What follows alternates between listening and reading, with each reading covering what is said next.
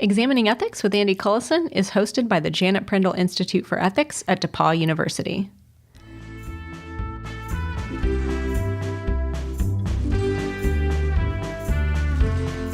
On today's episode, we're going to discuss Hoosier Hospitality, with a focus on how hospitable or inhospitable Hoosiers can be towards new people moving to the state. Our stories focus on two groups who help these newcomers in a time when the rest of the state is not just ambivalent, it's hostile. These stories inspired us to discuss the virtue of courage and the ethics of borders. Before we get started with today's show, here's a note from our partner. We've partnered with Indiana Humanities to produce a series of special Indiana Bicentennial themed episodes of Examining Ethics. Each episode takes us back to a key moment in Indiana history to look at how Hoosiers have wrestled with that issue over time, as well as the ethical considerations it raises for people everywhere. These episodes are part of Indiana Humanities' Next Indiana initiative, which invites Hoosiers to think, read, and talk about issues and ideas that are shaping the present and future of our state. Learn more at indianahumanities.org.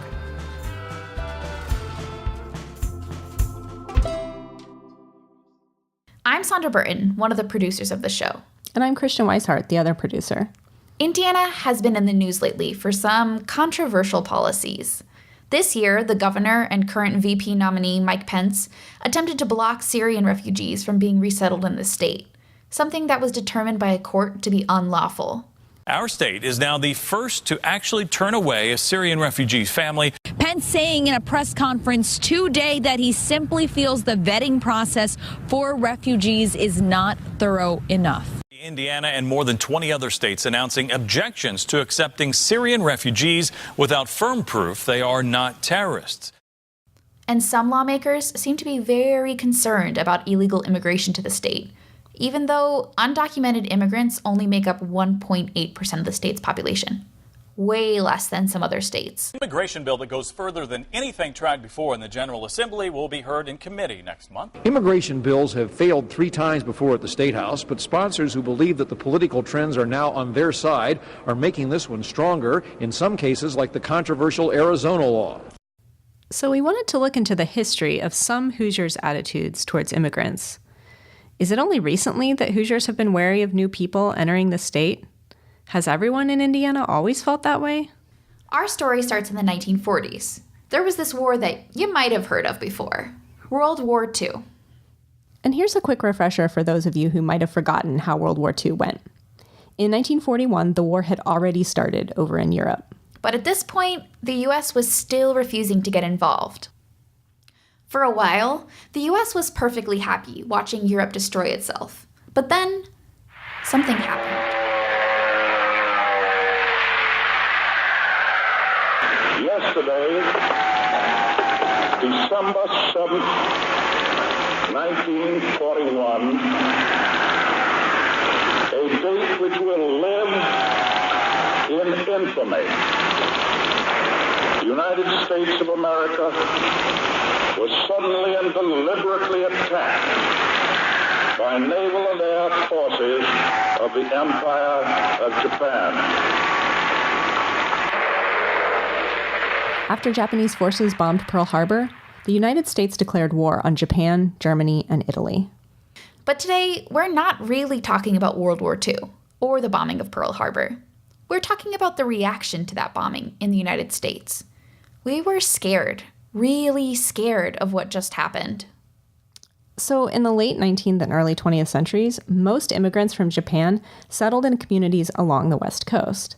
Hundreds of thousands of Japanese immigrants and their children made this region of the country their home. And even though these Japanese Americans exhibited no signs of disloyalty to the United States, people began to freak out about their Japanese American neighbors. When the Japanese attacked Pearl Harbor, our West Coast became a potential combat zone. Living in that zone were more than 100,000 persons of Japanese ancestry, 2/3 of them American citizens, 1/3 aliens. We knew that some among them were potentially dangerous. Most were loyal, But no one knew what would happen among this concentrated population if Japanese forces should try to invade our shores. Military authorities therefore determined that all of them, citizens and aliens alike, would have to move. On February 19, 1942, President Roosevelt signed Executive Order 9066, which declared that over 100,000 Japanese American immigrants and their families be evicted from their homes and put into internment camps run by the government. Wait, I know this story already, and I think a lot of our listeners probably know about internment camps. We're not about to debate the ethics of taking innocent people out of their homes and putting them in camps, right? No, we're not going to do that. And in fact, in 1982, the United States government officially acknowledged that interning U.S. citizens and legal immigrants was the wrong thing to do, that it was motivated by wartime hysteria rather than sound reasoning. But there's another side of evicting Japanese Americans from their homes on the West Coast that I don't think a lot of people know about. At least I didn't know about it until a few months ago. Then what are we talking about? Okay, so after issuing Executive Order 9066, President Roosevelt formed something called the War Relocation Authority. This was a government agency that, in 1942, was responsible for creating the internment camps and moving Japanese Americans to those camps. By 1943, though, the War Relocation Authority shifted its focus to something called a resettlement program. And the idea here was that instead of interning Japanese Americans in camps, maybe the government could help them resettle in regions like the Midwest. That sounds really messed up. The government gives you two options: go to an internment camp or move across the country. Yeah, a lot of scholars believe that this was the government's way of breaking up larger communities of Japanese Americans and redistributing them throughout the country. But aside from all that, there were still big problems with relocation. Moving across the country to an entirely new region wasn't exactly the easiest thing without the kind of information we have available on the internet today. So Japanese Americans needed help if they were going to move. You also have to remember that Japanese Americans typically did not live in the Midwest before the war, and so they needed some orientation to life in the Midwest. That was a historian we talked to, Nancy Connor. This is Nancy Nakano Connor. She was the director of grants and novel conversations at Indiana Humanities. Nancy helped us understand many of the problems faced by Japanese Americans who were trying to get out of the internment camps. Okay, so the government wanted Japanese Americans to resettle in the Midwest. How exactly did that work? Did the government say, okay, 3,000 people need to resettle in Indiana, 4,000 need to resettle in Ohio, like that? No, the government allowed Japanese Americans to apply to move basically wherever they wanted in the Midwest. But certain places were more hospitable to outsiders than others. And unfortunately, Indiana was not one of the more welcoming states when it came to immigrants. Indiana did have a history of mostly German immigration before the war, but even then, the population of Indiana was 92% white and native-born. This means that when Japanese Americans were trying to find homes away from internment camps in the 1940s, not only was Indiana one of the whitest states, it also had a very, very small immigrant population. Indiana was somewhat known for not being a very hospitable place for immigrants. It had a kind of reputation for wanting to keep itself kind of the same. So Japanese Americans are trying to escape internment camps on the West Coast to come to the Midwest. And Indiana is one of the states that they could potentially move to. But you and Nancy both said Indiana is not so great at welcoming outsiders. Yeah, according to Nancy, there were lots of people trying to prevent Japanese Americans from resettling in Indiana. But there were also groups that worked to help Japanese Americans move to Indiana from across the country. Many of these were church organizations that already had huge nationwide missionary networks in place.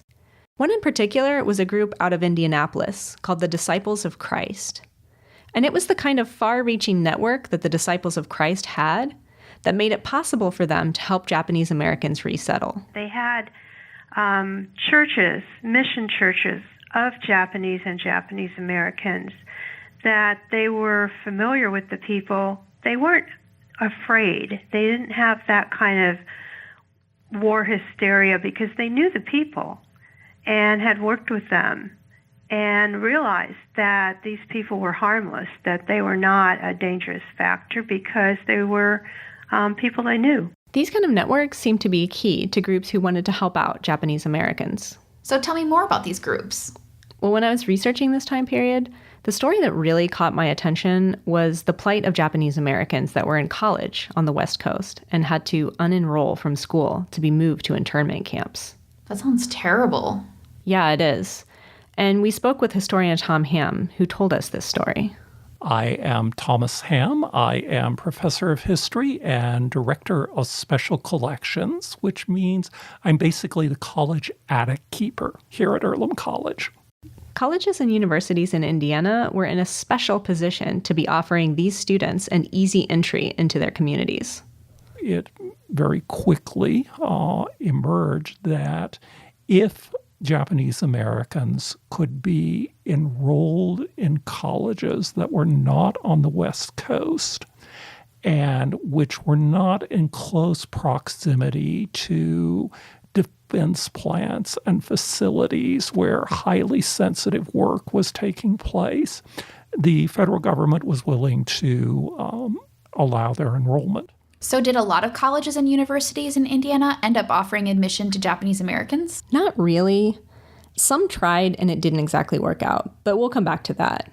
Most schools didn't even attempt it. But there is an important exception. Earlham College in Richmond, Indiana successfully enrolled, wait for it, 24 Japanese American students. Wait, what? 24? That does not sound like a lot. I thought that number sounded pretty low too, but Thomas Ham set me straight. As late as the 1940s, only about 5% of all Americans of college age are actually going on to college. By the standards of the time, having that many Japanese American students here, they would have amounted probably to about 5% of the student body. To most people, that was significant. Okay, that is significant. That's not the only reason they could accept just 24 students. The president of Earlham College, a man named William C. Dennis, realized that his decision to bring Japanese American students to Richmond, Indiana would be controversial. There was strong anti-Japanese prejudice, particularly because of Pearl Harbor, but even going back farther than that, the Japanese army had received all kinds of justifiably bad press for its actions in China in the late 1930s. For most Americans in 1941 or 42, it's hard to believe now, but the Japanese probably had a reputation for being more barbaric than the Nazis did in Europe. I mean, this is before knowledge of the concentration camps had become general. So William C. Dennis was worried about having too many Japanese Americans in Richmond, Indiana.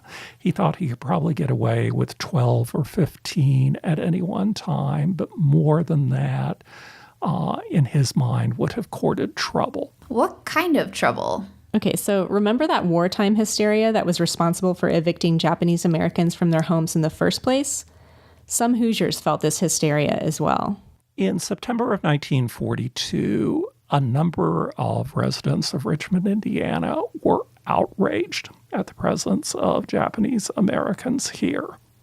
The mayor of Richmond, who was facing re-election, had originally been supportive, but he very quickly backtracked when the presence of Japanese Americans turned into an election issue. A secretary on campus reported that a delivery man bringing some office supplies told him that he was delivering poison that could be used on those Japs.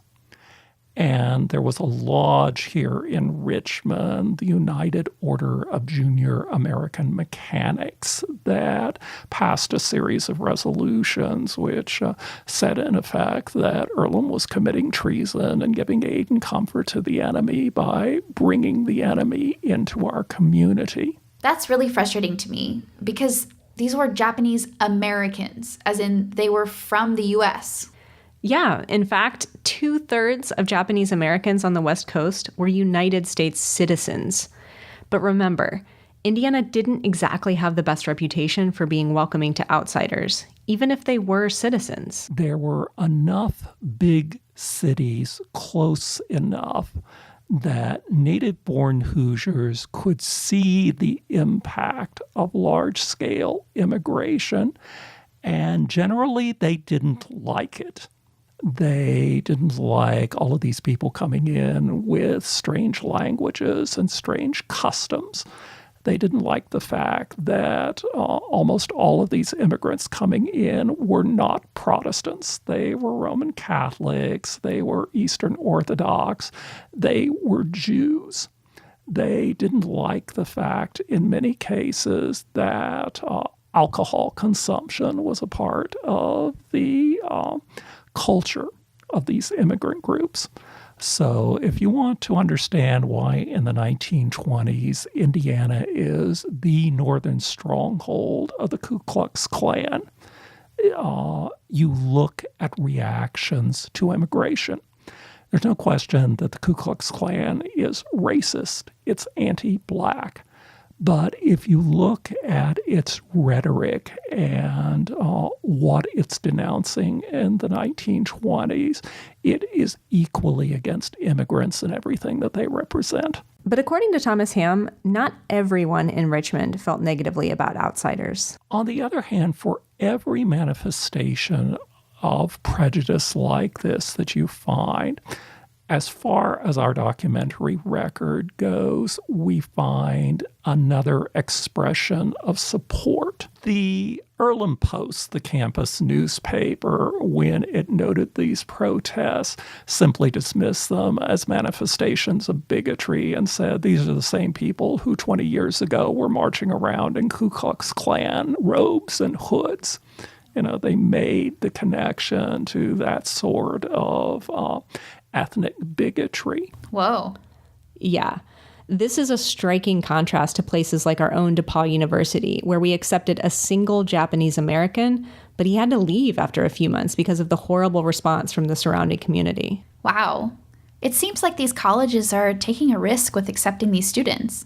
And it's not because the students are a risk at all, but it's because the towns that the colleges are in could be pretty hostile towards the Japanese Americans.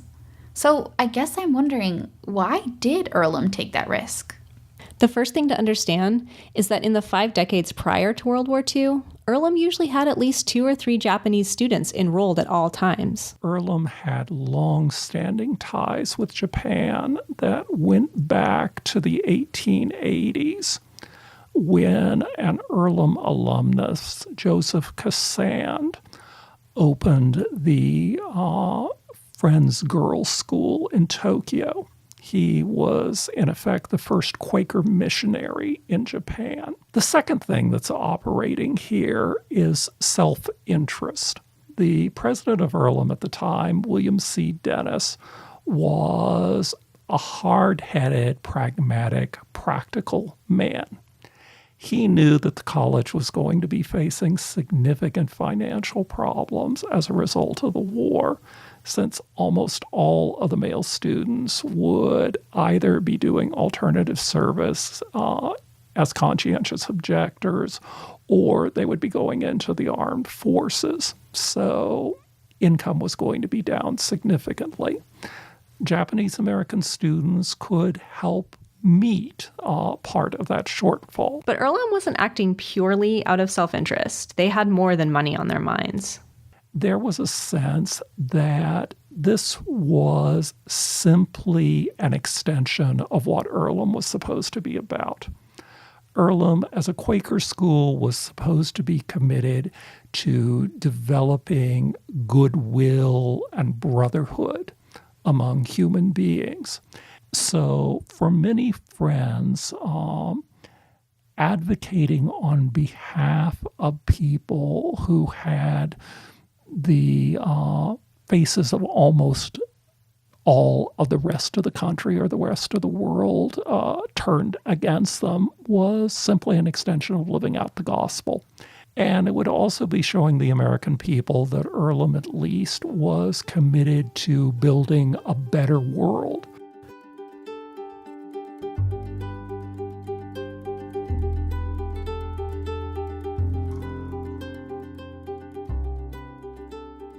This special Indiana Bicentennial episode of Examining Ethics has been produced in partnership with Indiana Humanities. Indiana Humanities connects people, opens minds, and enriches lives by creating and facilitating programs that encourage Hoosiers to think, read, and talk. Learn more at indianahumanities.org.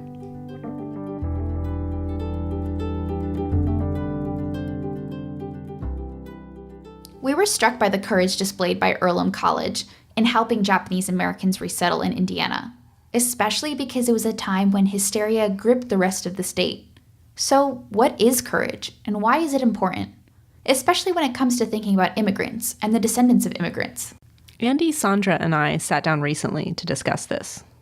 I think a lot of people, their first thought about what courage is that it's just being fearless or not having a lot of fear. But I think just a little bit of reflection on that reveals that can't be what courage is. There's lots of interesting counterexamples. My favorite is take a soldier who throws himself on the grenade to save the rest of the platoon. He could be incredibly fearful, but that's like a paradigm of courage. So it's not that he was fearless, it's that he did something in spite of his fear. So I guess my question as it relates to the stories that we've been talking about with the Japanese American relocation has to do with not necessarily having courage or what courage is, but if you have courage, what are you supposed to do with it? So with the Disciples of Christ and Earlham College, the reason that they could act courageously is because they had those global missionary networks that allowed them to shepherd Japanese Americans to Indiana to either college or just to be kind of relocated here. So they had courage and the ability to do something about it. So I guess what I'm wondering about, especially something that I've been thinking about with the Syrian refugee crisis, is I would love to take in a refugee family. And I think we could. I think we would financially be able to do it. But I can't. I literally can't. So what am I supposed to do in the face, or what is an individual supposed to do in the face of these bigger problems, right? Where your ability or your inability to act courageously kind of gets in the way. I think that to say that someone has courage but can't exercise it, there are some views about courage where that's just not even possible. So if courage is not being fearless, if courage is doing something in the face of your fear, a traditional view about what that is you don't let your fear control you and prevent you from doing what you think you ought to do. So, but in that analogy, the situation is there's a wall between you and a grenade. And even no matter how much you want to throw your body on top of the grenade, you're throwing yourself at it and flopping off. Right. You so just simply cannot break through a wall. This makes sense. So Christians... And Mike Pence is my wall, right? Well, not just Mike Pence. So the United States in general actually does not allow individual families to sponsor refugee families, unlike Canada. Right. Okay. So the analogy is I'm on the side of... I'm over here. I see the grenades there, and I'm being prevented from getting over there by a fence or something. Yes. And you have all the courage in the world, and you really want to. You want to jump on that grenade. Yeah. That's an interesting question. Well, I think you'd tear down the wall or try. But is that... So people can only be courageous if they tear down wall, do things that are physically impossible to do. I don't think that's true. No, you're right. Now I'm taking back what I said. I don't think you can only be courageous. Okay. Another view about virtues is you can have them even if they're dispositions to act in certain ways, and you can have them even if you don't have the ability to do it, right? Mm-hmm. So you can be an honest person, but if you live on an island and you're not surrounded by anybody, you can't exemplify it. You've never had an opportunity to tell the truth.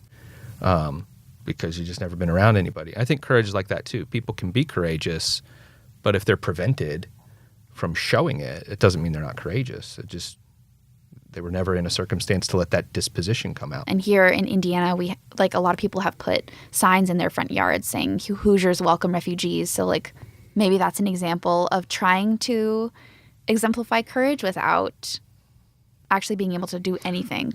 Well, that in and of itself can be an act of courage, right? I mean, you take on enormous risk. If you live in a society where a lot of people disagree with your moral opinions, it can be costly socially to even express them. Yeah. Right? To put that sign in your front yard would incur certain risks if a vast majority of people around you disagreed with you. That's a really good example of like what an individual could do to act courageously in the face of kind of like systemic walls, so to speak, or systemic problems. And I'm wondering too, like, if we could also kind of twist my example and be like, well, you know, if it was these global, bigger community networks that enabled somebody to act courageously, maybe the solution isn't me, Christian Weishart, trying to be like, what can I do?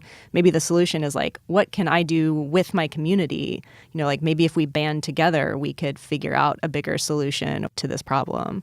So this brings up a really interesting question about why thinking about courage is important and why courage itself is important. Your obstacles aren't like walls that just happen to be there.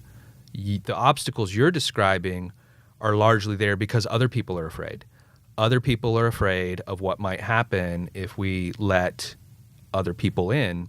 If we could get people thinking about courage as a virtue and not thinking about courage as being fearless, but thinking about courage as not letting your fear dictate your behavior. If more people thought that way, if more people were just reflective on, am I letting my fear take control of me, then the kinds of obstacles you're talking about might not be as strong.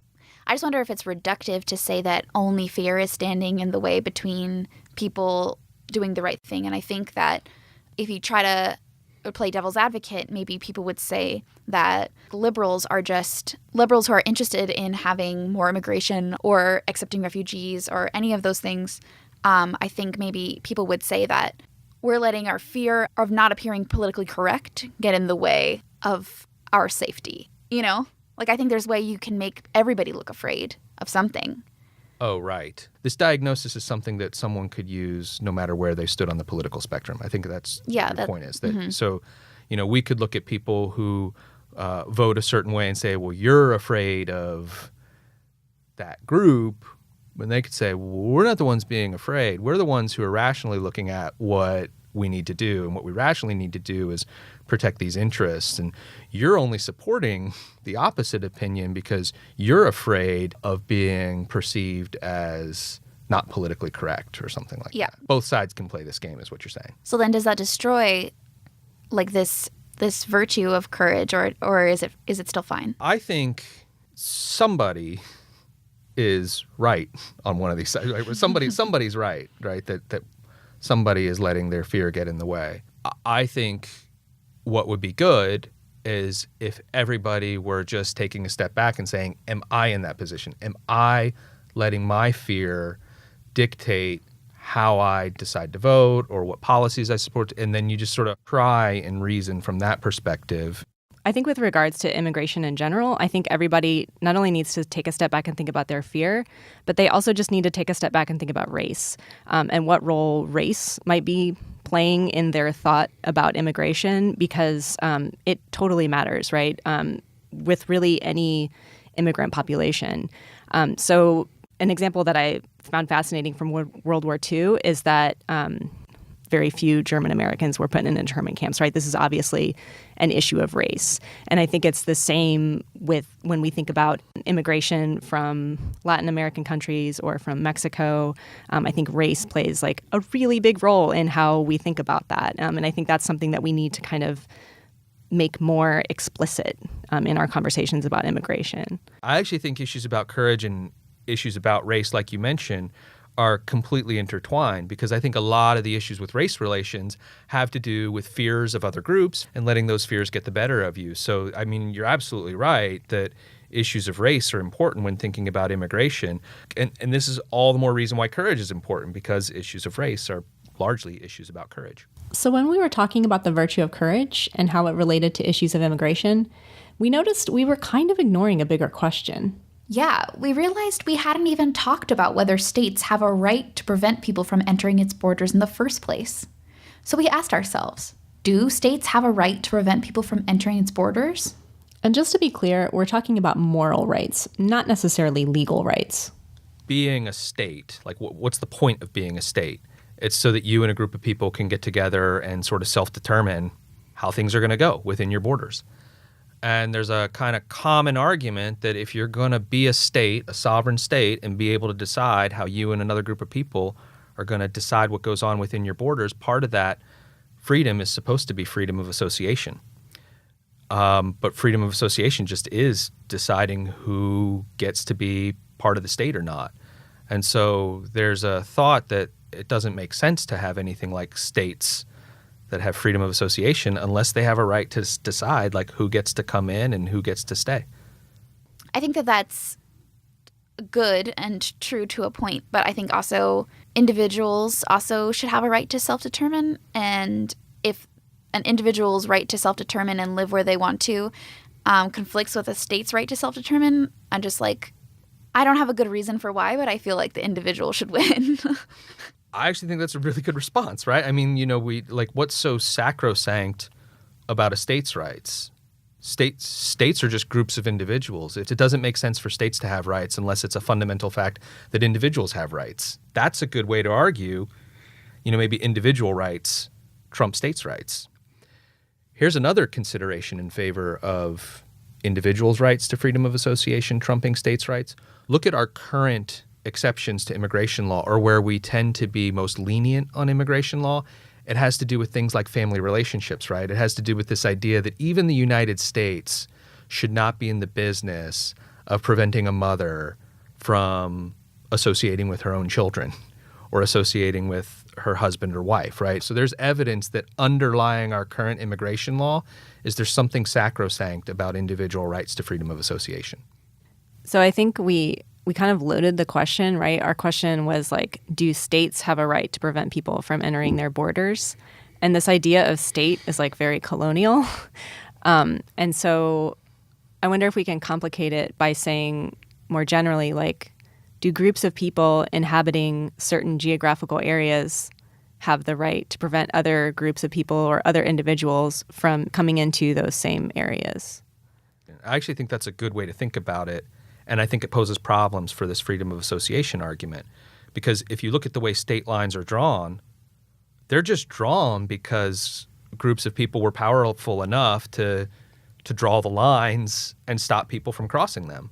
So it's actually worth taking a step back and saying, what would give any group of people a right to even begin to draw a line around a region of space and say no one gets to cross?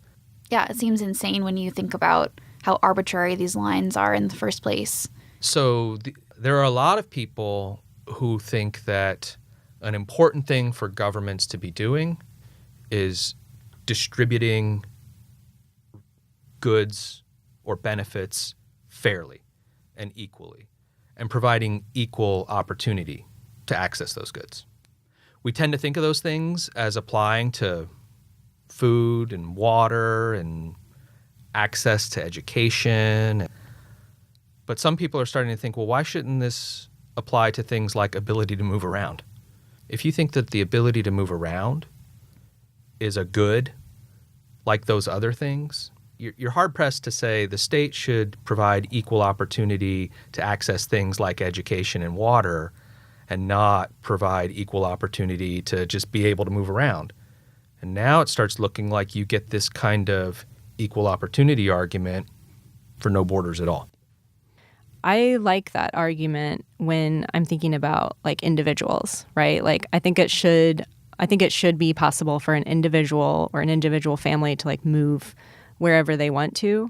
But the question becomes like, how do we think about it when it's like big groups of people moving wherever they want to? Like, say, big groups of people from England moving to, what is now Massachusetts in like the 17th century. Like, what rights did they have to inhabit that land and even kind of push other people out of that land? So yeah, it's just like a super hard question to think about, right? Yeah, but I think a way to think about it is the way you think about other kinds of rights that we restrict in cases where if everybody did this all at once, we wouldn't allow it, right?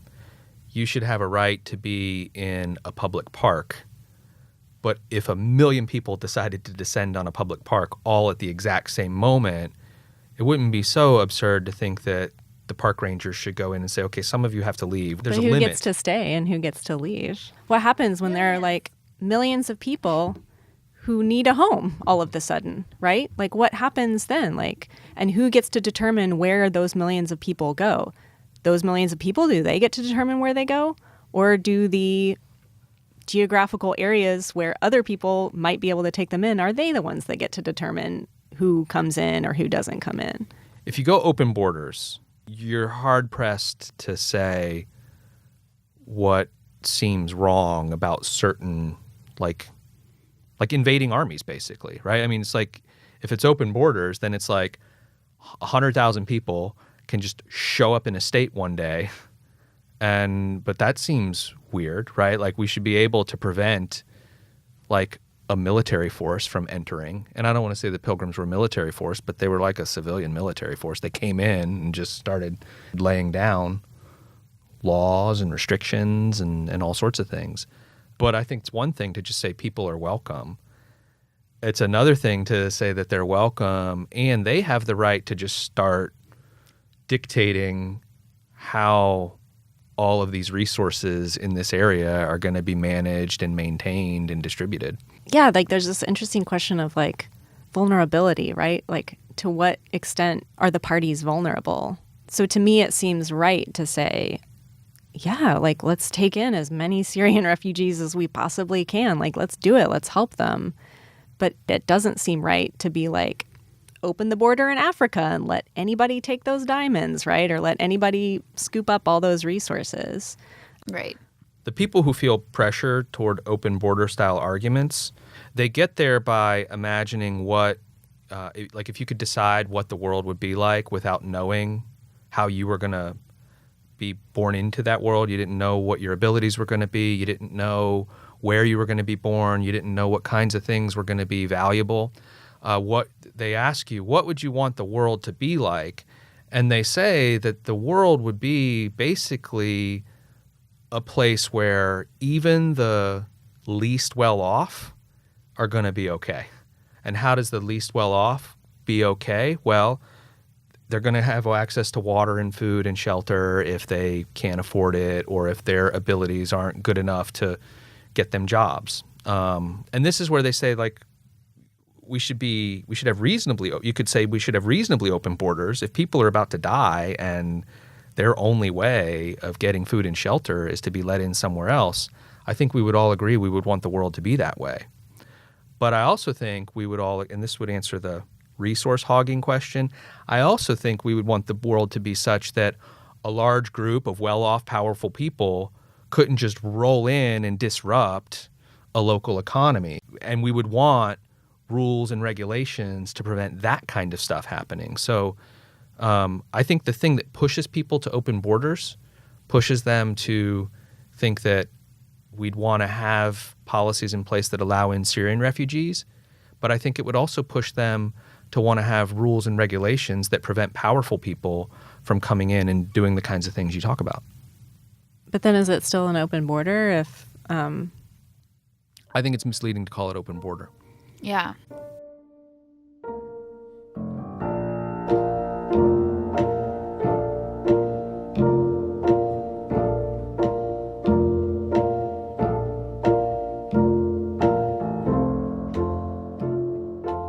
The ethical issues involving borders are incredibly contentious. Even in our own discussion, we had disagreements. But for me, I think the really interesting thing is to examine the way our fear might put pressure on us to act without thinking about what is right. Yeah, and that's so important for thinking about race, too. Asking yourself, am I thinking or acting this way because I'm afraid of this group? Yeah, and what those two issues have in common, immigration and race. I think fear plays a huge role in both of those. It seems like with issues where fear might be playing a big role in your thinking, you need to really pay attention to both sides of the arguments. Yeah, because if fear is pointing you in one direction, arguments that point in that direction are going to seem better than they might otherwise if fear weren't in play. So if you care about courage, a very important thing to do in the face of fear is just to sit down and examine it.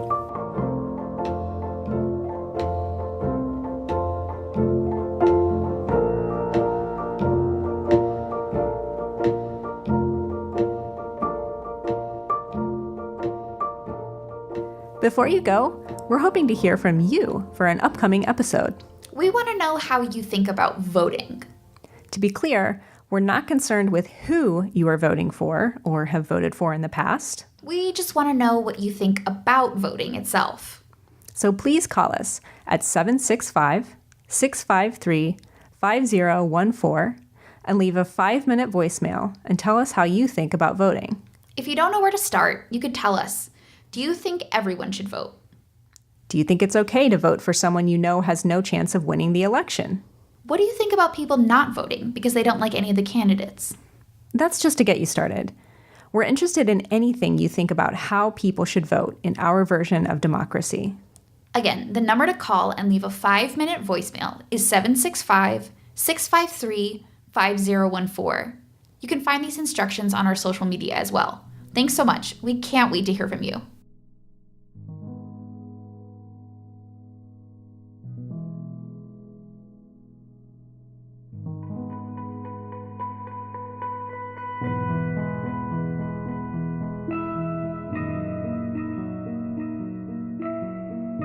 One of the things you all can do if you like what you're hearing from us, or if you feel like you're getting something from our show, is to tell a friend about us. Word of mouth really helps. You can also help us out by rating us on iTunes, even if you don't use iTunes to listen to the show. You can also subscribe to the show on iTunes, Stitcher, or your favorite podcast app. Thanks for listening. If you'd like more information about the topics we've discussed today, visit our show notes for this episode at examiningethics.org. When you visit, be sure to sign up for our newsletter. You'll be entered into our monthly book giveaway. For updates about the podcast, interesting links, and more, follow us on Twitter at examiningethics. For information about our partner, check out indianahumanities.org. And don't forget, we have 2 more episodes coming up with them. Oops. Sorry. We have 1 more episode. We all saw that train coming. All right, here we go. Ready? I'm ready. For information about our partner, check out indianahumanities.org. And don't forget, we have 1 more episode coming up with them.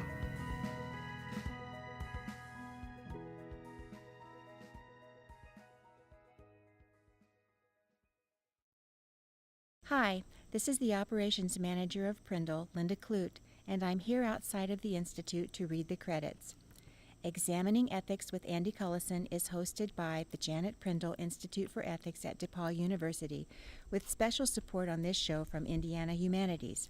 Sandra Burton and Christian Weishart produced the show. Special thanks to Kira Amstutz and Leah Namias from Indiana Humanities.